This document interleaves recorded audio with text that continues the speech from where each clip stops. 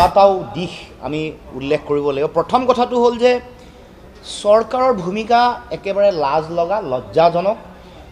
আৰু অতদিনে 7টা-8টা দিন যদি অসমতে এগৰাকী অপৰাধী লুকাই থাকিব পাৰিলে, তেতিয়াহ'লে ইয়াত ৰাজনৈতিক আশীষ কাৰোবাৰ নহয় কাৰোবাৰ লাগিবই। নতুবা আমি এইটো কথা ক'ব লাগিব যে আমাৰ যিগৰাকী DGP আছে তেওঁৰ কাৰ্যক্ষমতাৰ ওপৰত মানুহৰ প্ৰশ্ন আছে। অক্ষম, দুৰ্বল, স্মাৰ্ট পুলিচৰ নামত তেওঁলোকে কেৱল মাত্ৰ এই নামটোহে, এই ব্ৰেণ্ডিংটো চলাব খুজিছে, কিন্তু কাৰ্যত কোনো ধৰণৰ তেওঁলোকৰ কাৰ্য দক্ষতা বা কাৰ্যক্ষমতা তেওঁলোকৰ নাই। এনেধৰণৰ কথা হ'লে সন্ত্ৰাসবাদী সংগঠন, মৌলবাদী সংগঠন, মাওবাদী সংগঠনে অসমৰ সকলো প্ৰান্ততে বোমা সংস্থাপন কৰিব পাৰিব।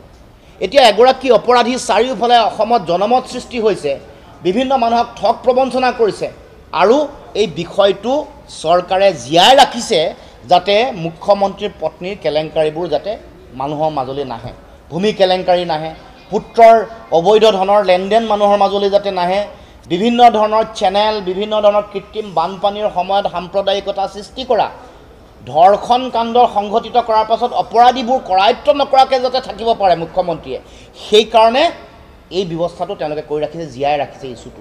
আৰু শুনিবলৈ পাইছোঁ যে আগৰ যি দীপাংকৰ নামৰ কোনোবা এগৰাকী আছিলে, আৰু এগৰাকী শিৱসাগৰক স্বপ্ননীল নে কি নাম পাহৰিছোঁ, এই সকলোকো মই শুনিছোঁ যে তেওঁলোকক ঢিলাই এৰি মেলি দিব আৰু বিভিন্ন ধৰণে তেওঁলোকৰ লগত লেনদেনৰ কাম কাজ কৰিব।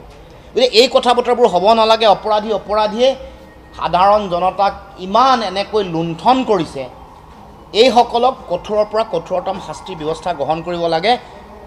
দুয়োগৰাকী অপৰাধী মুখ্যমন্ত্ৰীৰ নাকৰ তলেৰে ঘূৰি ফুৰা, দুয়োগৰাকী অপৰাধীয়ে এই গুৱাহাটী, ডিফু, তিয়ক, ৰিফাইনেৰী, নুনমাটিত ঘূৰি ফুৰা ঘটনা সাধাৰণ জনতাই জানে, মুখ্যমন্ত্ৰীৰ গৃহ বিভাগহে নাজানে, সকলোৱে জানে।